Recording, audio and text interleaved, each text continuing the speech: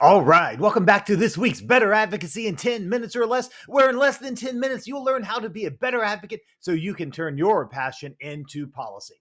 Now, this week, we're picking up where we left off with the second half of last week's What Does Session Look Like? Now, as a quick refresher, the last video covered pre-session, session startup, phase one session, and crossover. So this week, we're going to be covering phase two session. That's when the bill is signed, committee amendments, and hearing, floor vote, all that type of stuff. Conference committees, and those final votes to closed door negotiations. The final vote, part one. The governor's amendments, final vote, part two. And the governor's signature. It's going to be a jam-packed video, but you know what? The legislative session is jam-packed too. So let's jump on in. Now, last week, we left off at crossover. That's the date when bills have to be finished in one chamber so they can be heard in the other chamber before the end of legislative session. Does every state have this?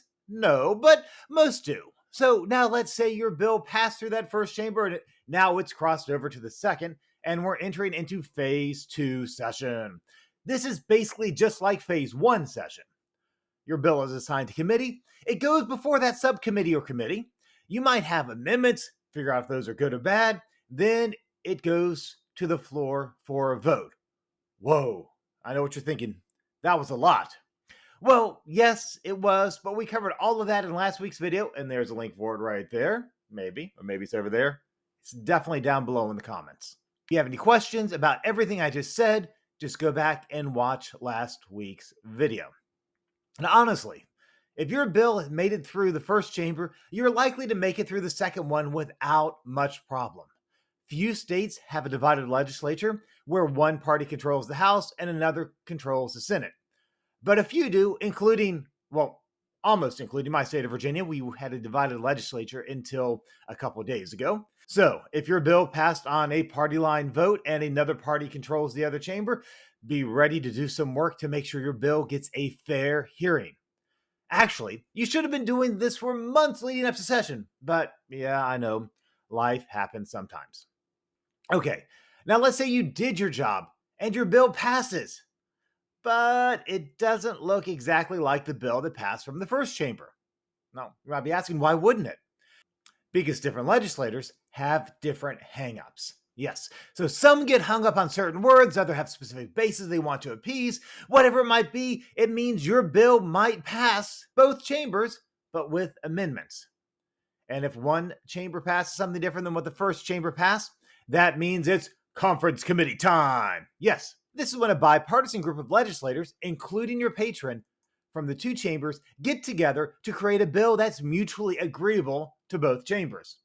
Your job is to make sure the best possible bill emerges that can pass both chambers. What if this isn't possible? Sometimes bills get so amended that they no longer match the policy you want implemented. If that's the case, tell your patron to kill the bill. They will probably understand. Even though they want the win, they do want to get legislation passed. That is their job. They also want to make sure the folks they're working with are happy with the end result. They will usually understand if the bill needs to die and they need to kill it. Now, one last thing.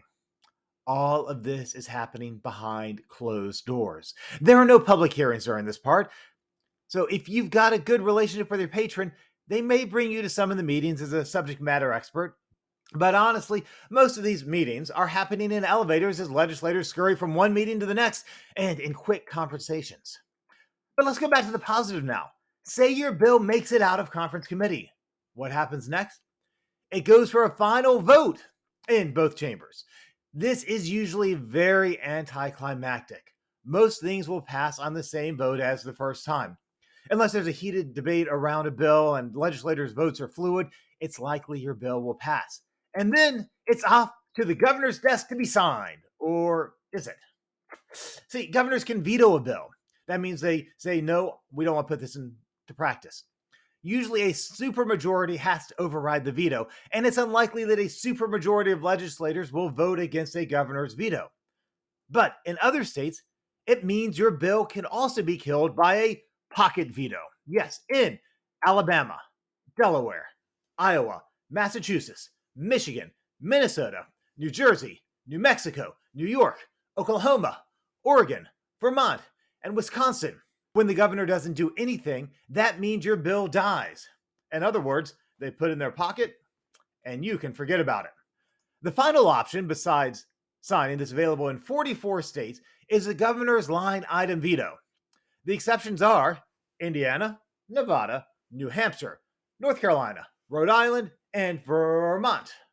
The exact rules do vary, but it basically means the governor doesn't have to do a straight yes or no. Instead, they can do a yes but.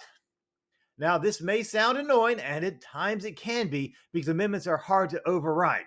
However, most of the times I see the line item veto being used, it's so the governor can make an amendment that's technical in nature.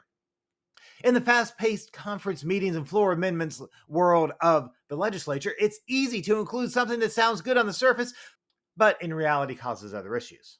The governor's office has a whole staff of policy wonks digging into these bills to make sure that every bill is written in a way that won't cause other problems. Line item veto, outright veto. If the governor does either of these, then the bill comes back to both chambers. Usually, but there are some variations by state, for a second final vote. Yes, I said a second final vote. Now, some states like Virginia do this at what's called a reconvene session. That's when the regular session is ended and another session happens about a month or so later. Now, when the veto bill comes up, there are no more amendments. Nobody's debating about making any changes to the bill. At that point, it's a straight up and down vote. It's the final vote, part 2. Now, they could reject the governor's amendments by a supermajority. It isn't likely, but it happens sometimes, and the original bill goes into effect. The chambers could reject the governor's amendment with less than a supermajority, and the bill dies. This is pretty common. But they could also agree on the amended bill. If so, then your bill goes back to the governor for their signature. Now, at this point, there's really no suspense, is there? The legislature accepted the governor's amendments. The governor is going to sign your bill, if you're still claiming it as your own after all these amendments, because those are his amendments. And then it becomes law at whatever day the bill states or is standard in your state. Look, congratulations! You did it! Not only have you survived the legislative session, but your bill has become law. Wow, that was a lot. So now let's run down all those stages of the legislative session one last time. All right, there is pre-session, session startup, phase 1 session, crossover, phase 2 session, conference committees, final votes, closed door negotiations. Yeah, I put that all as one. Live with it. Final vote part 1, the governor's amendments. Final vote part 2, and finally the governor's signature. All right. I hope these 2 videos help you understand the legislative session more clearly so you can turn your passion into policy.